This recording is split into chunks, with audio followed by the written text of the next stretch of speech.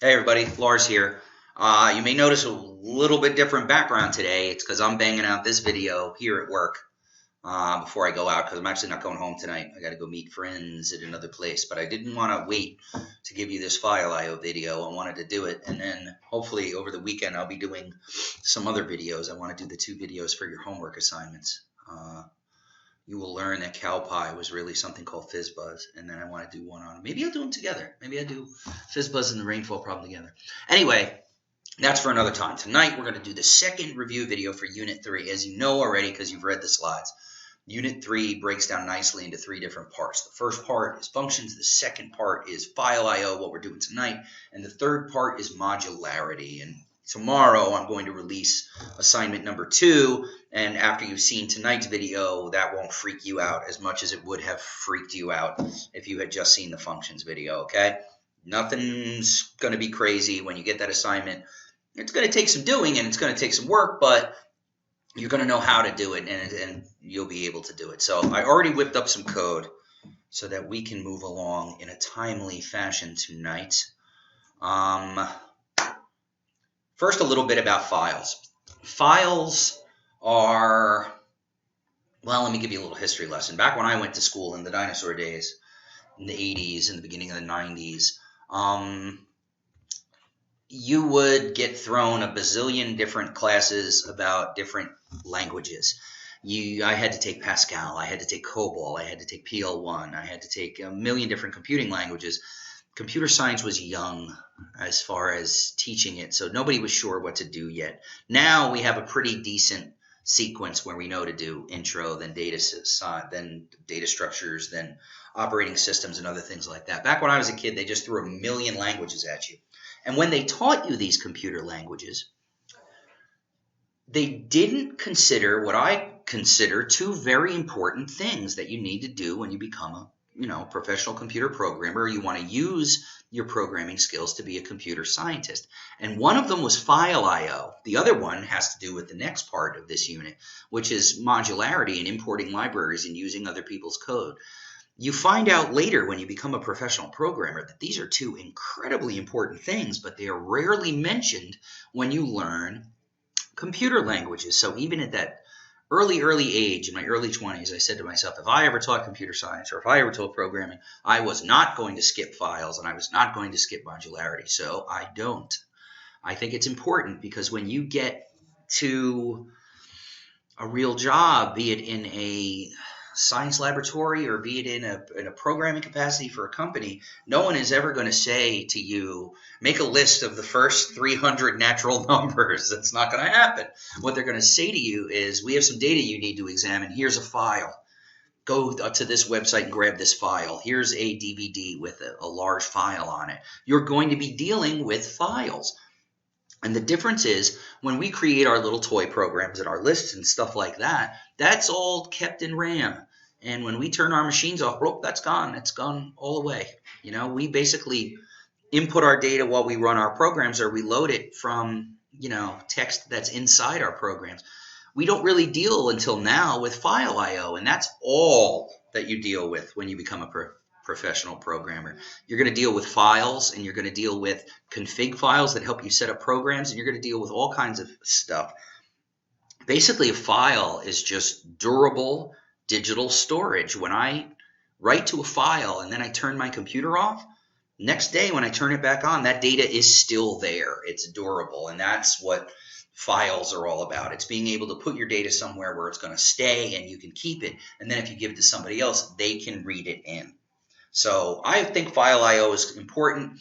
We're going to do a couple of things, simple things, but important things nonetheless, with files right now. So as you can see with the screen in front of you, I grabbed that E22, and it's E22 because it's an Euler problem. It was like a list of 5,000 and something names. Well, I cut it down to like 200, so it's small and we can deal with it and print it quickly.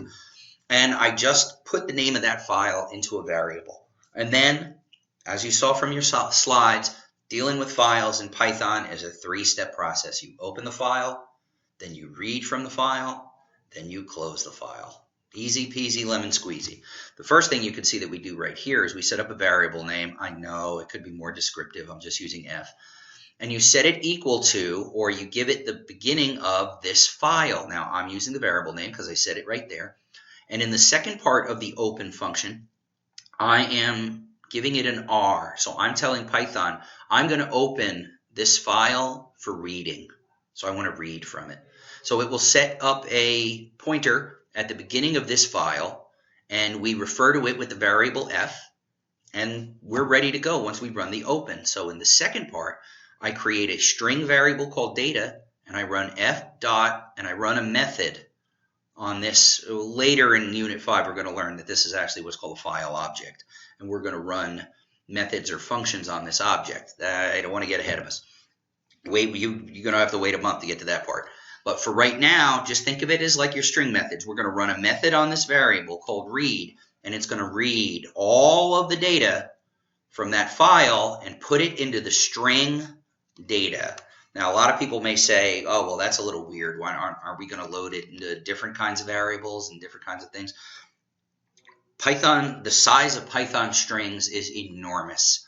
And what happens a lot when we deal with data is that we read things into strings, and then we use our string methods to manipulate that and turn it into lists or things that we can iterate over. And we're going to do that now. I just want to let you know. If you think it's weird to make it all one string, it's really not. It happens quite often. And we could go into it. This is a simple opening of a sequential file. This is the simplest thing we can do. Later, when you get more complicated and more complex with Python, you're going to learn that you can open files for binary. You can open for random access. You can do a whole bunch of different things. Right now, we're just beginning. So I'm opening this for sequential file access. It's going to open this file and consider it like a character stream or just a bunch of characters, like we've been doing so far with our lists and our strings. Anyway, what I'm doing is I'm opening up this small E22 file. And if I'm not mistaken, let me go see if I have it. Yeah, small E22. So if I double click on that, as you can see, it's just a list of a whole bunch of names. Comes up in Notepad. Okay? So that's all it is. So basically what I'm going to do is I'm going to open this file, read the data into the string, then I'm going to close the file. Okay? Even though I have my data, I'm going to be a good citizen and I'm going to close that file so it's ready to be opened again. Because if I tried to open an already open file, it'll tell me to go pound salt.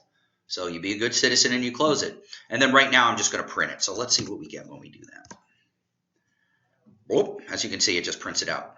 Okay, and that's 200 and something names. We'll see how many names that is in a minute because we're going to clean this up and actually use it. So now we have all of that data in the string data. Okay, and I'm guessing that's a pretty long string. Well, you know what? Don't have to guess. Let's find out. All right, that is 5,128 characters long. All right, so let's get rid of that. Well, no, screw it, we'll leave it. All right, let's say we wanted to clean that data so we could create a list with all of those names in it. And then, I don't know, we'll run a loop and we'll look for one of them. We'll look for Mindy. Okay, so the first thing I want to do is I want to get rid of those quotes. So let's replace, how about spelling replace right? Let's replace those double quotes with nothing. As you can see, I put a single quote in there. Do I have it set it equal to data? I don't think I do. Let's, then after we do our replace, well, let's check it out.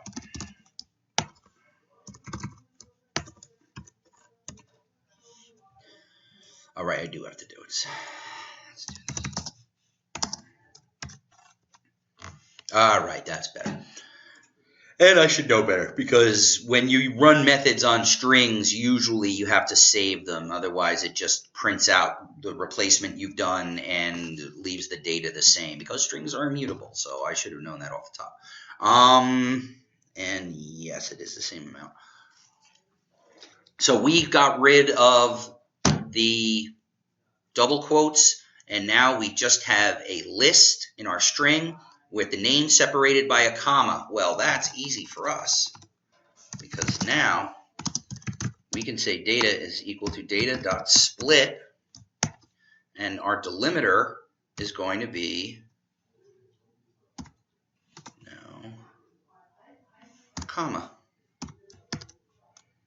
So we're telling it to split the string and create now a list. It's not going to be a string anymore. It's going to be a list called data and delimit by the comma. And after that, we will print and we'll probably have a list. Not probably, we will have a list. And we do. As you can see over here, it starts with a bracket, and then all of these strings are separated out in the list. So what can I do now? I have a list. For I in data, I can print out every name individually.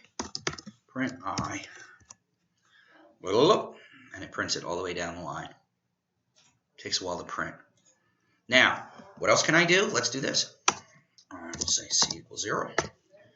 And instead of printing I, when I grab a name, I will click my counter. And I will say if I equals, what was the name we had before? Well, I got a bunch in front of me. I'll say Elva. All right, is that they're all capital, so I better make it capital. If I equals Elva, print I, comma, C.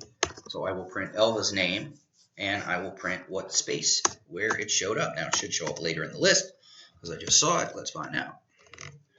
And there we go, Elva 553. Well, how many lists do we have? I wonder.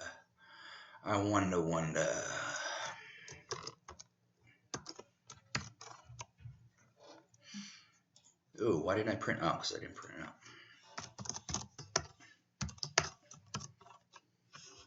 All right, I have 579 names in my list. So Elva, why did I get the documentation? I must have hit F4. Elva is 553 of 579, which makes sense because we saw it in our list when we printed them out one by one. Okay? So this is what it's all about. We had a list, we had a file up here, right, which was just a bunch of names, and they were all in quotes, and they were all separated by a comma, and what we did was we wrote a program to go in there, get rid of those quotes, split it up, and now we have a list that we can iterate over. And I can find out where in the list the names are at, how many items are in there, and do things like that. As you'll see in a second, we can also do some things with numbers, so we're going to do that. So that's it. I mean, that's the simple part. This is really like two separate things. Up here is the file I/O and what we do with the files. And then down here is more how we clean the data and how we look for things. But that's what we're talking about. It's not hard. It's pretty easy. All right, now I'm going to cover this up. And I've got some more stuff down here. All right. There is another way that we can open a file, and it's with the with construct. And I wanted to show it to you really fast because a lot of Python programmers use it a lot because it's quick and it's easy. What you do with is you say with and then put your open command there, and then say as and then give the variable name, and then you can read from that file line by line in a loop. And what's nice about it is that it does the closing automatically. When you jump out of this with block, and it's a block, see how I indent before I do the for? You close the file. So it does the file closing automatically for you. All right?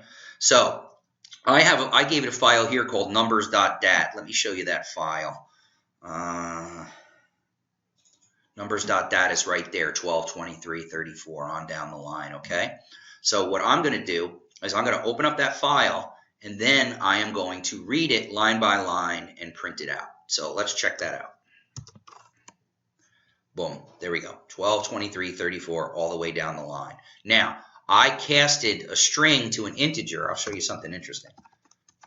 If I had just printed line like that, it has a line in front of it. You know why? I'll tell you why. Because when I read it from the file, the \n comes along for the ride, okay? And when I do the print statement, there's a \n at the end of that. So when you print the number, it's going to go down here, and then you're going to skip another line with the print. What I do when I cast it to integer is the casting process gobbles up that \n from the file, and says, no, I want a number. So when I print this out, the only reason we go to a next line is because of the print statement. Okay? And I think I do some addition and playing with that number in the next section that we're going to look at, so I'm not going to do it now. But that's the with construct. We can now, and there's no way for me to really show you, but the file's closed right now. Everything is good. Because once I jump out of that with block, the file is automatically closed for me, and everything is good. You'll notice there's no read either. It's like you automatically are at the front, and when I go into this loop, I know I'm going to get line by line, I'm going to get all my data. So if you have numbers of files of numbers or files of names, this is a good way to line by line read in all your data. I know sometimes people get files where you'll have a whole record as a line, like a name, then another name. People will use this construct and read in the data and populate databases this way, or populate a table this way. So keep this in mind. A lot of people use the with as construct, and I wanted you to at least see it. Okay? I am going to close this up, and we're going to do a couple more things. We're getting there. What I want to do next is I want to show you output files. Okay? I use the with construct here because I use it a lot. That's kind of like mother's milk to me. That's what I run to. I don't really do the open and then the read and then all the other stuff. I use with and do things. And you will too as you go down the line and you become Python programmers. You'll see. But what I wanted to do now is, instead of just having an input file, I wanted to have an output file. So what I did is I took a variable OF, output file, and made it equal to outnums.dat. That file doesn't exist. I'm going to create it. Okay? And as a matter of fact, let me make sure it's not there. It is not. Good. So outnums.dat is my output file. You'll see here I open as W. Okay? So now with the with construct, I open up numbers.dat, which you've seen before, 1223. It's right here. As F, then for each line in F, I print it, and then I create a variable called bump, and I make bump equal to the number plus 1. Then down here, I use my output file variable, and I say dot write. Instead of read, I say write. And then I write, I cast to a string first, the number bump, and then I add a new line so that I have a fresh line to write to every time I write. Okay? And then, because I'm a good citizen, I close my output file. All right? Now, just so I can show you guys, I'm going to comment out that close. And we're going to run this program, okay? And you're going to see all those numbers there, and everything is good in the world. But if I went here, and I'm going to refresh, and I come back here and I start looking for outnums, hey, there's outnums, great, I created that file. And then I look at it, it's blank, it's got nothing there. Oh my God, hey, what happened? Is there something broken with my program? There's nothing broken with your program. Outnums exists. Actually, I'm going to delete it. Huh? Oh, yeah, see, look at that. The action cannot be completed because the file is open in Python. Damn straight it's open in Python because I wasn't smart enough to close it. All right, we're going to do the right thing now. So now I've opened the file. This line right here created that file and opened it, but I never closed it. So my computer still thinks it's running. I'm going to be a good citizen now, and I'm going to close the thing, and we're going to rerun our program. And now when we rerun our program, and I go here, I don't trust it. I'm going to refresh. Now I look at outnums. I think I have something there. And I have something there. Now, do I have my other one open? No, I don't. Numbers.dat is right there. Outnums is right there, and you can see side by side, it's +1, so it worked. Okay? So that's how output files work. In output files, especially, it is important to close the file, because if you don't close the file, the file with your final results will not be created. Okay? So I don't want to show you that. I want to show you that. All right, so once we close it, we're good. We don't have to close the input file because our with construct did that for us. All right, and you can use the with and open things for writing as well, and then jump into a loop and write. But most people use it for input. Okay, so that's basically how that works with the output files. So simple, open, read, and then close, and then manipulate your data so you can get it into a list or something you can iterate through. That's the basic process. But then you also have the with as construct, and you could read files line by line. Then you have output files. Okay, and the output files allow you to do things with your numbers and change them because you want to have what your program do what your program has to do, and then you can give that to somebody else. Okay, you can create output files and then use them as input files for other programs, or you can save all your data and give it to somebody else. That's what programmers do. Here's some data, change it, run your programs on it, and then save the results. Okay, because that's what you wanted. So that's the basics of file I/O right there. As always, I am going to save this file. It is called filestuff.py, and I am going to put it in your Unit 3 resources. So you are going to have filestuff.py from now until the end of time.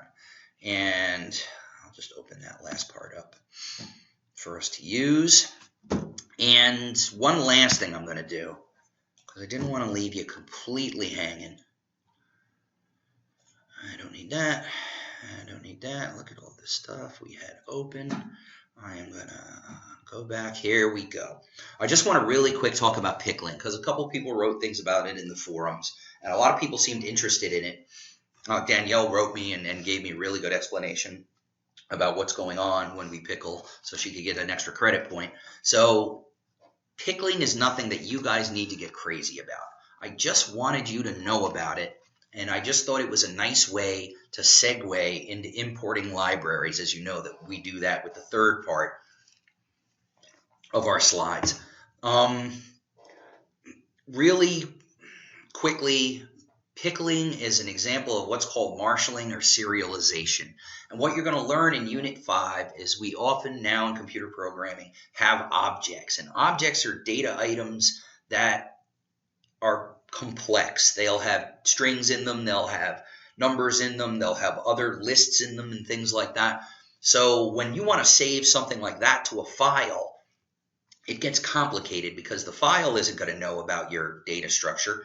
The file is just going to want to save a list of characters. So what you have to have is a system to take your object and turn it into a long line of characters. That's where the term serialization comes from, if you think about it. Think about serial, putting it in a line, putting it in order.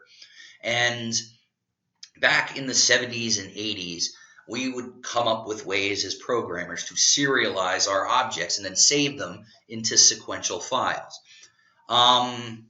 Later, languages like C++ and then Java and now Python, they have libraries that help us serialize our objects and make it easy to take the objects which are created with classes and save them to files. So when you talk about file I/O in computer programming languages, you usually mention serialization and you usually mention the process for that language. In Python, it's pickling. And as you can see from the couple of slides I did on it, pickling is a really easy process. If you have an object, in this case, a list, because you're going to learn in Unit 5 that a list is just an object. And a list has a class called list, and you get different examples of it. Anyway, you can take that list and turn it into a straight line and then save it. And that's what you do when you run the dump command from the pickle library. And then when you want to bring it back and turn it into a list again, that's when you use the load. Okay? If you just, and somebody asked this in the forums, why can't I just read and write from it? Well, because it's not a regular sequential character. It's not a character or a number. It's an actual object. So it's a more complex data type. So you need something like pickle to say, okay, I know what this object is because pickle will read from the class, and I know how to take it apart and put it in a straight line, and then I'll save it to the file. That's what dump does. Then when you want to load says, okay, I'm loading a certain class. Let me go look at that class. Let me go look at the instance variables. Okay, I know and it'll rebuild your object for you. Okay, that's all pickling is about. It's funny, this is a class that involves data science, and with data mining and data science becoming popular in the last 3 or 4 years, people are starting to use the term marshalling again. Marshalling is a programming term back from the 70s and 80s where you not only rebuilt the data from the object, but you rebuilt all the methods. You rebuilt everything you could do with the object. And marshalling is actually a more complete process than just regular serialization. Serialization was just the straightening out of your data and then saving it and then bringing it back and putting it back in an object form using the class. But marshalling is technically more complicated. Pickling is not a hard process, and later in a month or so after we've gone through units 4 and 5, you can go back and look at all the pickling documentation on the web and say, oh, that's very simple. I get that. I know what's going on here. But later on, when you become a data scientist or you become a programmer or you start using Python in a professional sense, pickling is going to be your friend. Believe me, you're going to use pickle, and you're going to remember, oh, yeah, I took that funny class at Rutgers, and there was a pickle jar on the slide. All right? So I just wanted to mention that and make sure you understood that. Know this. There will be nothing on the quiz that has anything to do with pickling. There will be nothing in your assignments that has anything to do with pickling. A month from now, you will not be given a pop quiz on pickles. It's just for you to know. It's just to know and to have been exposed to the term and have a general gist for what it does. That's it. Feel free to forget about it right now. Okay? You have my permission. So that's it for this video.